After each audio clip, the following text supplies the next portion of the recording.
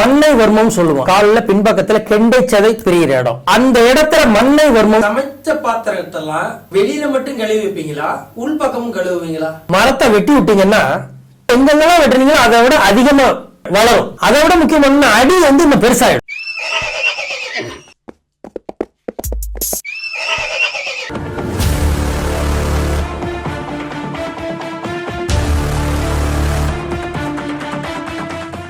வணக்கம். ரொம்ப நாள் கழிச்சு மாஸ்டர் இன்னைக்கு வந்து வீடியோ போடுறாரு. அதாவது ரொம்ப ஒரு அத்தியாவசியமான சூழ்நிலையில் இந்த வீடியோ போடுறோம். இன்றைக்கு ஒரு நோயை பற்றி சொல்லி அதை எப்படி மருந்து மாத்திரை இல்லாமல், பத்தியம் இல்லாமல், எந்த விதமான ஆப்ரேஷன் பண்ணாமல் எப்படி அதை சரி பண்ணிக்கிறது, வராமல் தடுத்துக்கிறது எப்படி, வந்துட்டால் அதை சரி பண்ணிக்கிறது எப்படி, சரி பண்ண பிறகு திரும்ப அப்படி ஒரு விஷயம் எந்த காலத்திலையும் வராத அளவுக்கு எப்படி ஒரு அருமையான வாழ்க்கையை அமைச்சிக்கலாம் அப்படிங்கிறத பற்றி தான் மாஸ்டர் இன்றைக்கு சொல்கிறாரு. அதாவது பைல்ஸ் அல்லது மூல நோய், மூலம் அல்லது ஹெமராய்ட்ஸ்னு சொல்லுவாங்க. இதில் உள் மூலம் வெளி மூலம்லாம் இருக்குது. இதை எப்படி எந்த விதமான மருந்து இல்லாமல், எந்த ஆப்ரேஷனும் பண்ணாமல் 100% சரி பண்ணிக்கலாம் அப்படிங்கிறத பற்றி தான் இப்போ நம்ம சொல்ல போகிறோம்.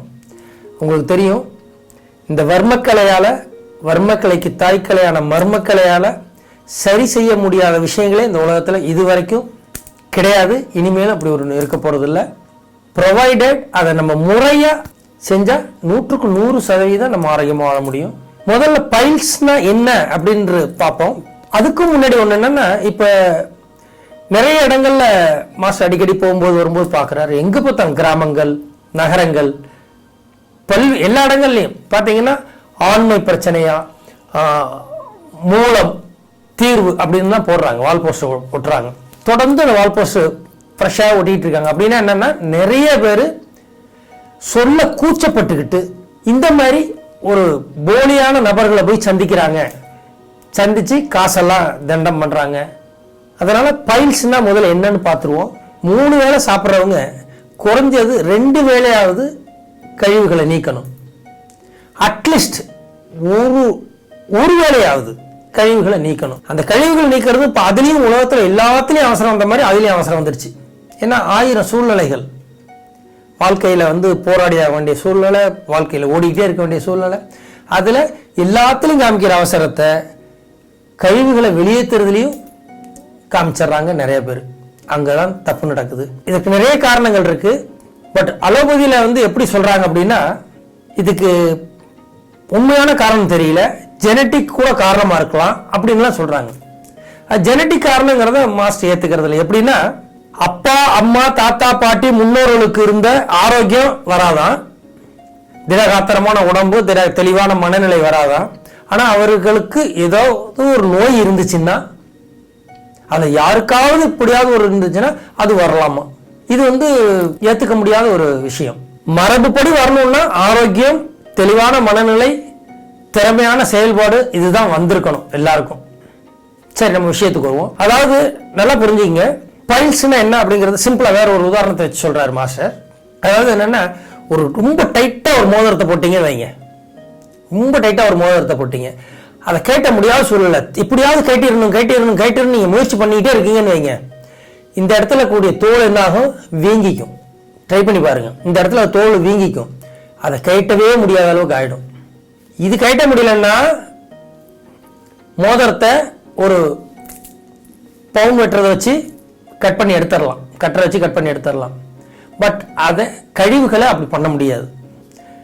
அப்ப என்ன ஆயிடுது, இயற்கை வெளியேற வேண்டிய கழிவுகள் நீங்க ரொம்ப சிரமப்பட்டு முக்கி பல்வேறு சிரமங்களுக்கு இடையில முயற்சி பண்ணும் பொழுது அது அந்த இடத்துல ரொம்ப மென்மையான, அதாவது இப்ப நம்ம இந்த ஸ்கின் மேல இந்த கைவிரல் இருக்கக்கூடிய தோல் பகுதி, தசை பகுதியை போல 1000 மடங்கு ரொம்ப நுட்பமானது, ரொம்ப மென்மையானது அந்த பகுதி.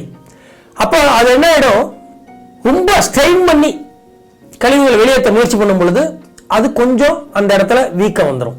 எப்பவுமே பைல்ஸுங்கிறது திடீர்னு ஒரு நாள்ல வர விஷயம் கிடையாது. குறைஞ்சது 2 வருஷம், 3 வருஷம், 5 வருஷம், 10 வருஷம், ஒரு சிலருக்கு 20 வருஷம் கூட ஆகலாம் பைல்ஸ் முழுமையா வர்றதுக்கு. இயற்கைப்படி நம்ம மலக்குடல் ஒரு நாளைக்கு 2 தடவை, காலையில ஒரு தடவை, சாயந்தரம் ஒரு தடவை சுருங்கி அதை வெளியேற்ற முயற்சி பண்ணுது.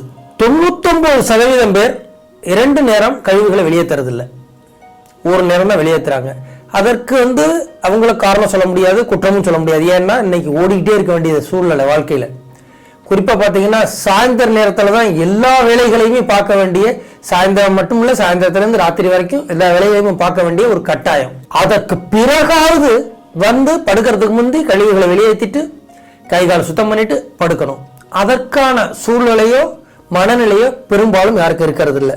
அதே சமயம் சாப்பிட்றதை மட்டும் யாருமே குறைக்கிறது இல்லை.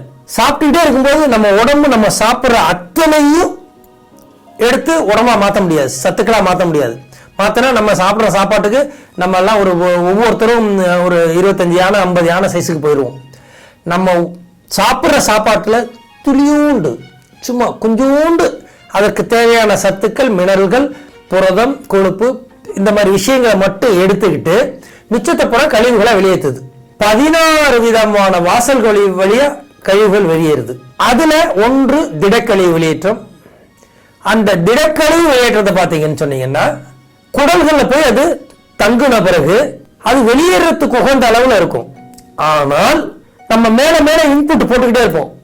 அப்ப அந்த கழிவுகள் அது வெளியேற்றத்துக்கு முயற்சி பண்ணிக்கிட்டே இருக்கும்.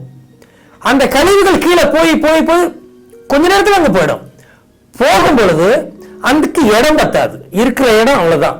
அப்ப அந்த குடல்கள்ல இருக்கிற இடத்துக்குள்ள நிறைய கழிவுகளை கொஞ்சம் ஸ்டாக் பண்ணணும்னா என்ன பண்ணும், அந்த கழிவுகள் இருக்கக்கூடிய நீரை உறிஞ்சி எடுத்துட்டு அந்த இடத்த கெட்டியாக்கி, கழிவுகளை கெட்டியாக்கிடும். கெட்டியாக்கி அந்த இடத்துல மேல மேல கழிவுகளை ஸ்டோர் பண்ணிட்டே வரும். அப்போ இயற்கையா உபாதை வருது இல்லையா, கழிவுகளை வெளியேற்றத்துக்கு இயற்கையா உபாதை வரும்பொழுது நீங்க போய் வெளியேற்ற முடியாத சூழ்நிலையில் நிறைய பேர் இருக்கிறாங்க. ஆண்களே அப்படி இருக்கிறாங்க, பெண்களோட நிலையை நம்ம சொல்லவே முடியாத நிலை இருக்கு. ஸோ அவங்க நினைச்ச நேரத்துல கழிவுகளை வெளியேற்ற முடியாது.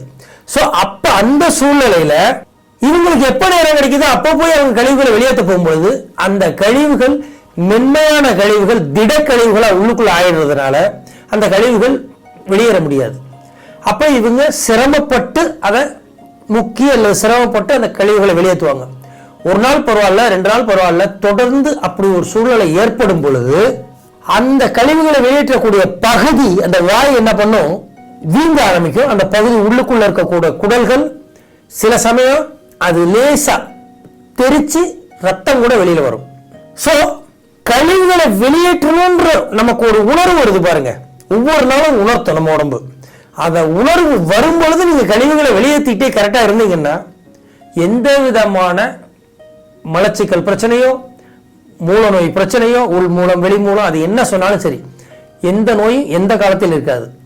ஆனா அந்த உணர்வுகள் வரும் பொழுது யாருமே வாஷ்ரூமுக்கு போறது கிடையாது. பல்வேறு காரணங்கள், சூழ்நிலை காரணம். இன்னும் ஒரு சில பார்த்தீங்கன்னா டிவி பார்த்துட்டு இருப்பாங்க, அதில் விளம்பரம் போட்டால் தான் வாஷ்ரூமுக்கு போவாங்க. பட் உடம்புக்கு தெரியாது இவங்க டிவி பார்த்துட்டு இருக்காங்களா, என்ன பண்ணிட்டு இருக்காங்க. அது கழிவுகளை வெளியேற்றுன்ற ஒரு சூழ்நிலை ஏற்படும் பொழுது அது வெளியேற்றுறதுக்கான உணர்வுகளை ஏற்படுத்தும்.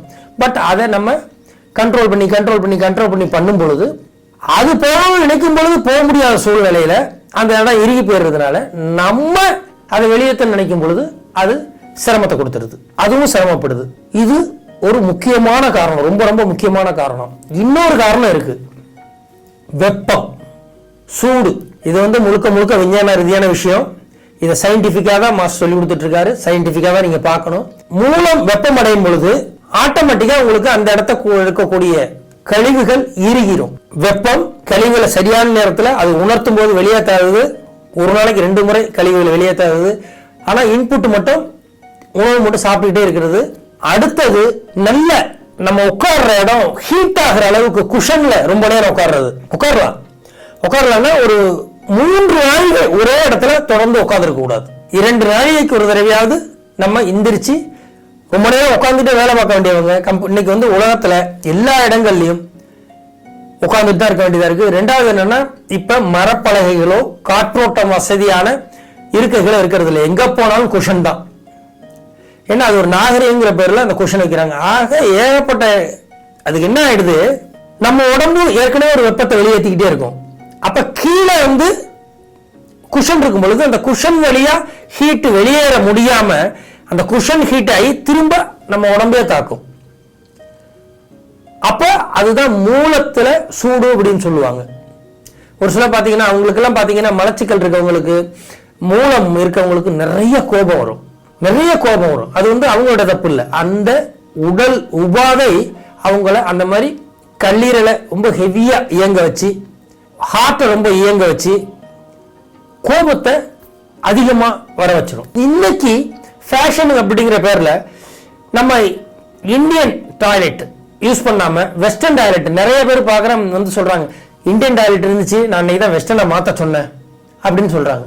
அப்போ மாஸ்டர் என்ன சொல்லுவாருன்னா, சரி ரைட்டு, நோயை காசு செலவு பண்ணி வாங்குறீங்க அப்படிம்பாரு. என்ன காரணம் அப்படின்னா, நீங்க உட்கார்ந்து சாதாரணமா உட்கார்ந்து கழிவுகளை வெளியேற்றுறது இலகுவா இருக்கும், முறையானதாகவும் இருக்கும். நீங்க வெஸ்டர்ன் பேட்டர்ன்ல நீங்க போயிட்டீங்கன்னா கழிவுகள் அந்த ஒரு இயற்கை தன்மையோட வெளியேறதுல முழுமையாகவும் வெளியேறாது. சரி, விஷயத்துக்கு வருவோம். சரிங்க, வந்துருச்சு, இப்ப என்ன பண்றது? அதான விஷயம் இல்லையா? வந்துருச்சு அப்படின்னா செலவில்லாத சிகிச்சை என்னன்னா நிறைய தண்ணி குடிக்கிறது. குறைந்தபட்சம் 3 லிட்டர்ல இருந்து 4 லிட்டர்ல இருந்து 5 லிட்டர் 6 லிட்டர் வரைக்கும் கூட குடிக்கலாம். ஆனா நீங்க எப்ப பார்த்தாலும் ஏர் கண்டிஷன்ல உட்காந்துட்டு 6 லிட்டர் குடிச்சீங்கன்னா தோள்கள் வழியா வேர்வை வெளியேற முடியாம, நீங்க சாப்பிட்ற சாப்பாடு நிறைய போட்டு திடக்கழிவுகளையும் முறையா வெளியேற்றாம நிறைய தண்ணி குடிச்சீங்க அப்படின்னா உங்களுக்கு சிரமத்தை கொடுத்துரும். அதனால நீங்க இருக்கிற சூழ்நிலையை பார்த்துக்கிட்டு தண்ணி குடிக்கணும். இதுக்கு மாசோட தாத்தா அப்படின்னா நாங்கெல்லாம் இதுக்கு போவோம், அதாவது எப்படின்னா காடுகளுக்கு மலைகளுக்கு அப்ப மூலிகைகள் பறிக்க அழைச்சிட்டு போவாரு. அப்ப என்ன பண்ணுவோம், அப்ப இப்படி இந்த இஷ்டத்துக்குலாம் இப்ப நம்ம இப்போ எடுத்துட்டு போற மாதிரிலாம் தண்ணி அது இது எல்லாத்தையும் எடுத்துட்டு போக முடியாது. மோஸ்ட்லி என்ன பண்ணுவோம், குதிரையில போவோம் அல்லது ஏதாவது ஒரு மாட்டு வண்டியில போய் எங்கேயாவது ஒரு இடத்துல இறங்கிட்டு அங்க கட்டி போட்டுட்டு நல்ல நீட்டு கைத்தை வச்சு கட்டி போட்டுட்டு நாங்க பல கிலோமீட்டர்கள் காடுகளுக்குள்ள மலைகள் மேல நடந்துதான் போகணும். தண்ணியெல்லாம் கிடைக்காது. அப்ப மாசோட தாத்தா என்ன பண்ணுவாரு, சிவசாமி சித்தர், அவர் உண்மையான சித்தர், அவர் என்ன பண்ணுவாரு, சாத்துக்குடி, ஆரஞ்சு, மோஸ்ட்லி சாத்துக்குடி தான் வாங்கி 4 வாங்கி கையில கொடுத்துருவார். அவ்வளவுதான். இதுல என்ன விஷயம் அப்படின்னா, உங்களுக்கு தேவையான நீர் சத்தும் கிடைச்சிரும், நார் சத்தும் கிடைச்சிரும். 2 லிட்டர் தண்ணி 3 லிட்டர் தண்ணி குடிச்சீங்கன்னா என்ன பலன் கிடைக்குமோ, என்ன தேவை பூர்த்தி ஆகுமோ அதை ஒரு சாத்துக்குடியில பூர்த்தி ஆயிடும். அப்ப அடிக்கடி பாத்ரூம் போக வேண்டிய அவசியம் ஏற்படாது, நிறைய தூக்கிட்டு போக வேண்டிய அவசியம் ஏற்படாது. அதை நீங்களும் ஃபாலோ பண்ணலாம். சாத்துக்குடி நிறைய சாப்பிடலாம், ஆரஞ்சு சாப்பிடலாம். ஆனா சாத்துக்குடிய ஜூஸா குடிக்க கூடாது. ஜூஸ் ஆக்கும்போது அது அமிலத்தன்மை ஆயிடுது. அத சாத்துக்குடிய வேணா தோலை உரிச்சு சாப்பிடலாம். உங்களுக்கு பெஸ்ட் ஃபுட்டு, தண்ணிக்கு தண்ணி, உணவுக்கு உணவு, சத்துக்களுக்கு சத்துக்கள். அதே சமயம் உங்களை அடிக்கடி பாத்ரூம் போக வேண்டிய ஒரு சூழ்நிலைக்கு ஏற்படுத்தாது. தண்ணீருக்கு அடுத்து நீங்க செய்ய வேண்டியது கீரைகள் நிறைய சேர்த்துக்கணும். கீரைகள் எந்த அளவுக்கு நீங்க சேர்க்கிறீங்களோ அந்த அளவுக்கு பெஸ்ட். கொத்தமல்லி துவையல், கொத்தமல்லி கருவேப்பிலை துவையல், இந்த மாதிரி துவையல் வகைகள், அது கீரைகளால் செய்யப்படுகிற துவையல் வகைகள் நிறைய சேர்த்துக்கலாம். சிக்கன் சப்பாத்தி சாப்பிட்டா உடம்பு சூடாகும்.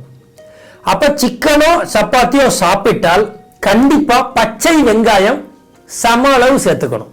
பச்சை வெங்காயம்னா சின்ன வெங்காயத்தை சேர்த்தா சிறப்பு. வேற வழி இல்லை, உங்கள்கிட்ட பெரிய வெங்காயம் தான் இருக்குன்னா பெரிய வெங்காயத்தை யூஸ் பண்ணிக்கலாம். பச்சையா தான் சாப்பிடணும். அடுத்து நீங்க சாப்பிடக்கூடாத ஒரு உணவுன்னு எடுத்துக்கிட்டீங்கன்னா பரோட்டா, அந்த மாதிரி விஷயங்கள், மைதால செய்யப்பட்ட நூடுல்ஸ் வகைகள் கண்டிப்பா அவாய்ட் பண்ணணும். அது போய் நல்லா அடைப்பான்னு சொல்லுவோம், அது மாதிரி அடைச்சிக்கணும். பிரெட் வகைகளை குறைக்கணும், நிறுத்த வேண்டியதில் குறைக்கணும். டீ சாப்பிட்றவங்களா இருந்தால் ரொம்ப ஸ்ட்ராங்கா சாப்பிடக்கூடாது, ஏன்னா டீயும் மலத்தை கட்டும். தேன் அதிகம் பயன்படுத்தக்கூடாது.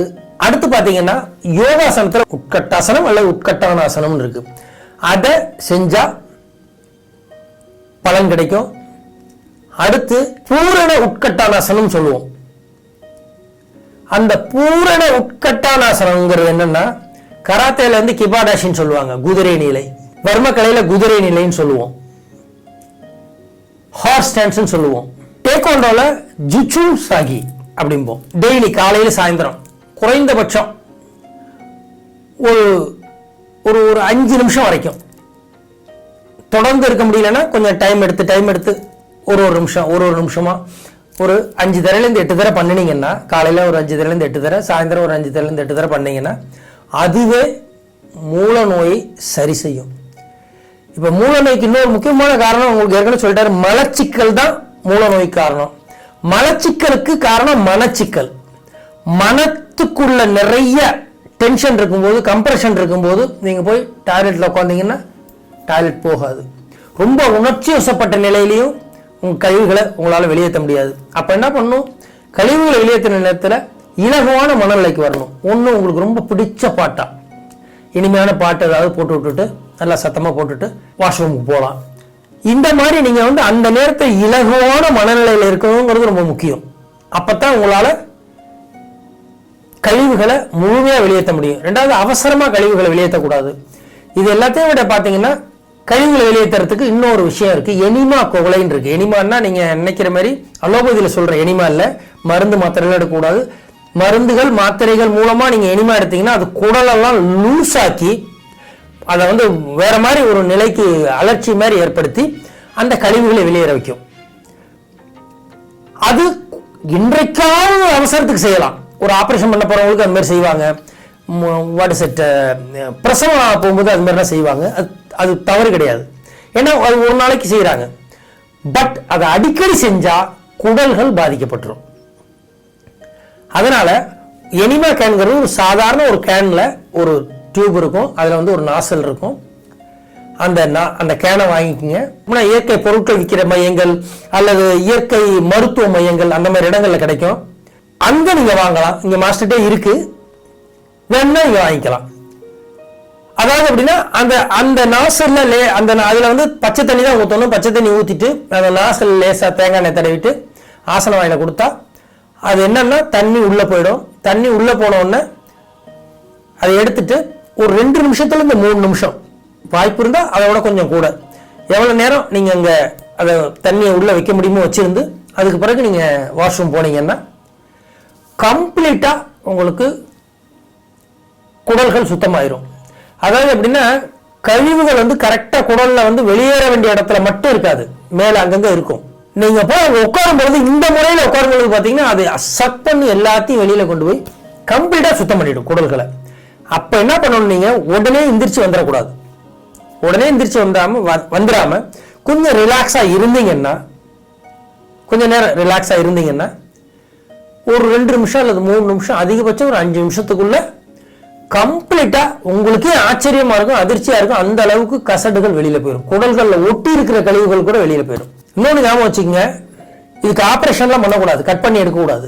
கட் பண்ணி எடுத்தா நம்ம உடம்போட இயற்கை சாதாரணமாக பாத்தீங்கன்னா, மரம் இருக்கு இல்லையா, மரத்தை வெட்டி விட்டீங்கன்னா எங்கெல்லாம் வெட்டுறீங்களோ அதை விட அதிகமா வளரும். அதை விட முக்கியமான அடி இன்னும் பெருசாயிடும். அடி பெருசாயிரும். வெட்ட வெட்ட வெட்ட அது எப்பவுமே அதை நீங்க ரூட், நோய் நாடி, நோய் முதல் நாடி அது தணிக்கும், வாய் நாடி வாய்ப்ப செயல். அப்ப நோயோட மூல காரணத்தை கண்டுபிடிச்சு சரி பண்ணிட்டீங்கன்னா நோய் எந்த விதமான மருந்து ஆபரேஷன் பத்தியம் இல்லாம சரியாயிடும். இதுக்கு இன்னும் ஒரு சில யோகாசனங்களும் இருக்கு, அதுக்கு தனியா ஒரு டிவிடி போடுறேன். வர்மத்தில் எடுத்துக்கிட்டீங்கன்னா ரொம்ப எளிமையா சரி செய்யக்கூடிய வர்மங்கள் இருக்கு.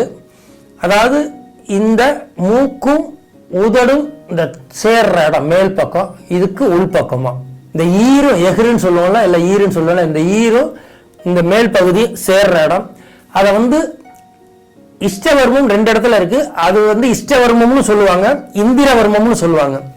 அதை நீங்க இப்படி அறிமுகத்தில் பிடிச்சு இப்படி உள்ள வச்சு காலையில ஒரு 8 தடவை அமுக்கி விடணும், சாயந்தரம் ஒரு 8 தடவை அமுக்கி விடணும்.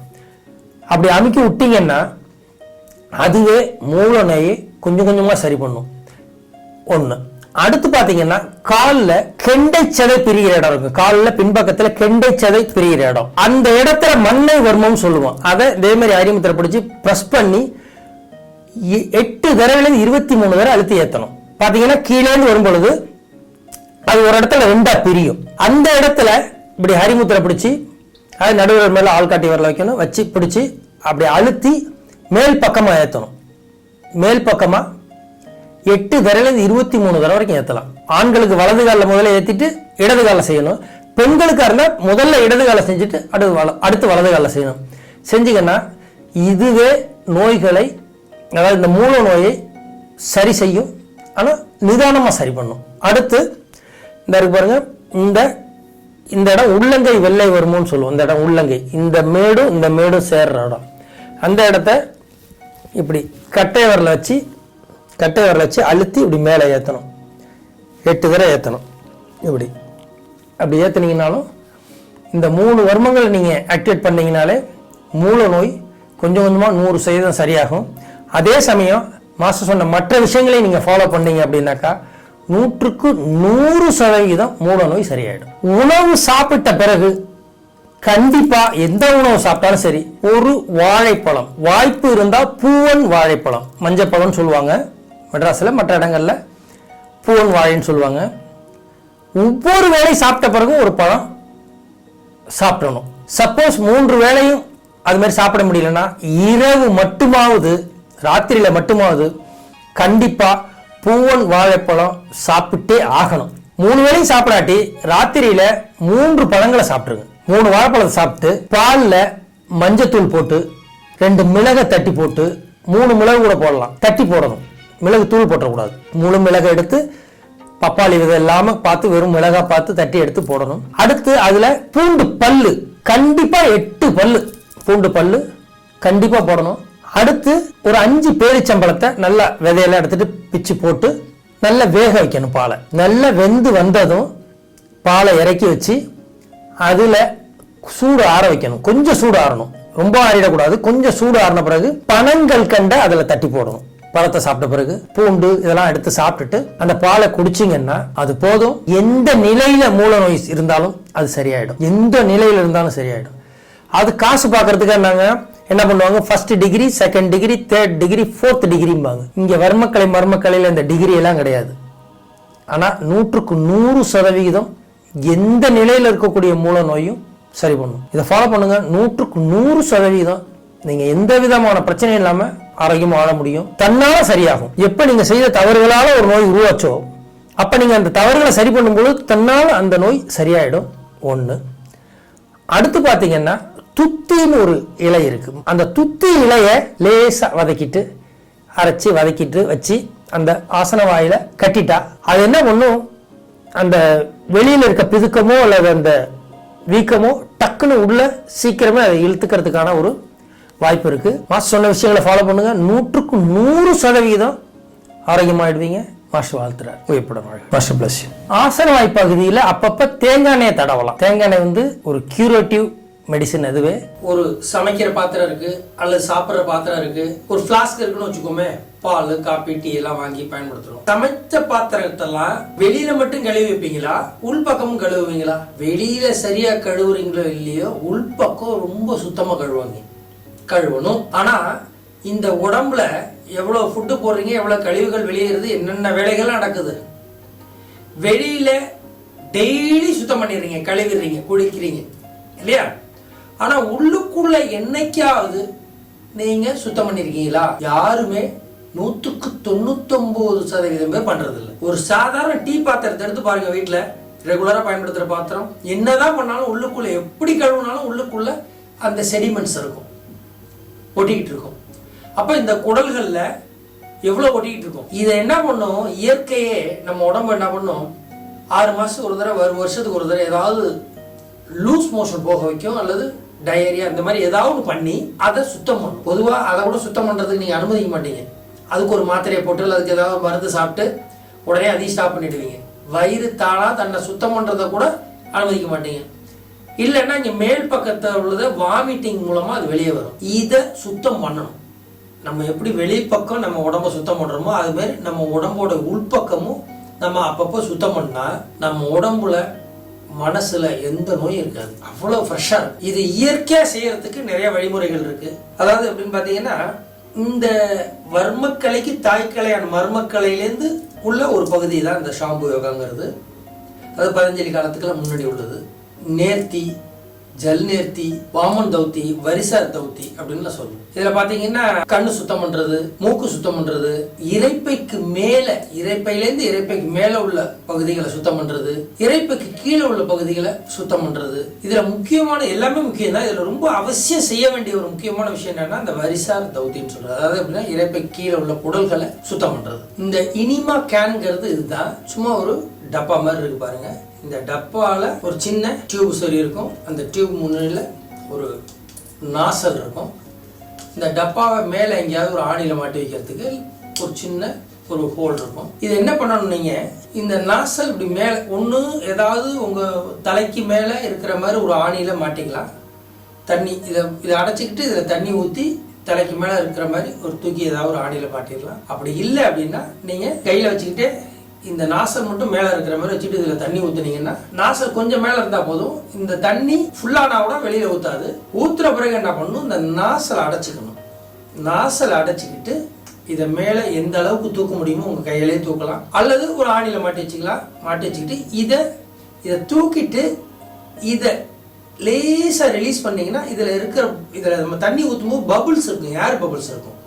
இந்த ஏர் பபுள்ஸ் பூரா லேசாக வெளியே தண்ணீங்கன்னா அந்த ஒரு பீச்சிட்டு அடித்து ஏர் பபுள்ஸ் பூரா வெளியில் போயிடும். எல்லாத்தையும் வெளியே தெரியக்கூடாது. ஏர் பபுள்ஸ் பூரா கொஞ்சம் வெளியில் போகிற அளவுக்கு வச்சுட்டு பிடிச்சிட்டு என்ன பண்ணணும், இதில் தேங்காய் எண்ணெய் தடவணும். முன்னாடியே தடவி வச்சுக்கலாம், அல்லது அப்போதைக்கும் தடவிக்கலாம். இதில் தேங்காய் எண்ணெய் தடவிட்டு ஆசன வாயிலையும் தேங்காய் எண்ணெய் தடவணும். தேங்காய் எண்ணெய் தடவிட்டு இது ஆசன வாய்க்குள்ள சும்மா கொஞ்சோண்டு இப்படி போகிற அளவுக்கு வச்சிங்கன்னா தண்ணி மலைக்குடலுக்குள்ளே மேலே ஏறுறத, ஆனஸ் வழியாக மலைக்குடலுக்குள்ளே ஏறுறதை நல்லா ரியலைஸ் பண்ண முடியும். தண்ணி நல்லா மேலே ஏறினோடனே உடனே டாய்லெட் போயிடக்கூடாது, வாஷ்ரூம் போயிடக்கூடாது. முடிஞ்ச வரைக்கும் 2 நிமிஷத்துலேருந்து 3 நிமிஷத்துலேருந்து 4 நிமிஷம் 5 நிமிஷம் கூட வெயிட் பண்ணலாம். முடிஞ்ச வரைக்கும் வெயிட் பண்ணணும். வெயிட் பண்ணிட்டு இதுக்கு மேலே பொறுக்க முடியாதுங்கிற அளவுக்கு ஒரு சூழ்நிலை வந்ததும் டக்குன்னு என்ன பண்ணணும், வாஷ்ரூமை போய் உட்கார்ந்தீங்கன்னா நீங்கள் ஸ்ட்ரெயினே பண்ண வேண்டியதில்லை, எந்த விதமான மெனக்கடும் பண்ண வேண்டியதில்லை. அது பாட்டு கிளீன் ஆகிடும். உடனே எந்திரிச்சு வந்துடக்கூடாது. கழிவுகள் வெளியே போயிட்டு உடனே எந்திரிச்சு வந்துடக்கூடாது. 1 நிமிஷம் இல்லை 2 நிமிஷம் 3 நிமிஷம் 4 நிமிஷம் 5 நிமிஷம் கூட வரைக்கும் ரிலாக்ஸாக இருக்கலாம். திரும்ப திரும்ப திரும்ப திரும்ப கொஞ்சம் கொஞ்சமாக கம்ப்ளீட்டாக ஆன பிறகு நமக்கு ஒரு சுகமான ஃபீல் நம்மளால் உணர முடியும். அப்புறம் வாஷ் பண்ணிட்டு இதையும் நீங்கள் வாஷ் பண்ணிட்டு நீங்கள் வச்சிடணும். வச்சுட்டு நீங்கள் பாட்டுக்கு எல்லா வேலையும் பார்க்கலாம். அவ்வளோ ஃப்ரெஷ்ஷாக இருக்கும் உடம்பு. அன்னைக்கு பூரா உங்களால் அவ்வளோ சுறுசுறுப்பாக வேலை பார்க்க முடியும். உடற்பயிற்சிகள் செய்யறதுக்கு முயற்சி பண்ணுங்க. உடற்பயிற்சிகளே மலச்சிக்கலை சரி பண்ணும், மூல நோயை சரி பண்ணும். ஏதாவது ஒரு கலையை கற்றுக்கலாம், ஏதாவது ஒரு ஆர்ட் கற்றுக்கலாம். தற்காப்பு கலைகள் மாதிரியோ யோகாசன கலை மாதிரியோ ஏதோ ஒன்று கற்றுக்கலாம். அதுவும் உங்களுக்கு ரொம்ப ஹெல்ப்ஃபுல்லாக இருக்கும். இந்த எனிமா எடுக்கிறது கண்டிப்பாக காலையில் சாயந்தரம் அல்லது காலையில் ராத்திரி 2 வேளை எடுத்தால் மூல நோய் சீக்கிரமே சரியாகும்.